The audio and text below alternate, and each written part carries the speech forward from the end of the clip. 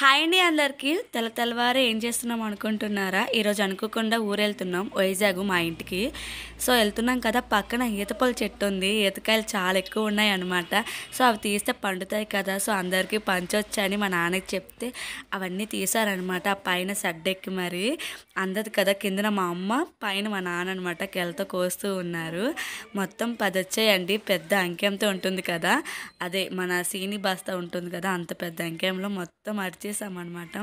అలాగే లగేజ్ కూడా ప్యాక్ చేసేసాం. మా చెల్లి వాళ్ళు వచ్చారు మాకు పికప్ చేసుకోవడానికి. సో మేము అంటే ఎప్పుడు వచ్చినా సరే కలిసే వెళ్తాము, అలాగే కలిసే వస్తాము. సో అలా జర్నీ చేసామండి. మా జర్నీ కొంచెం నాకు కార్ అంతగా పడదు, ఎక్కామంటే వామిటింగ్ ఫీలే అనమాట. అవును, మీలో ఎంతమంది కార్ పడదు? నేనైతే చాలా ఇబ్బంది అయిపోయింది నాకైతే.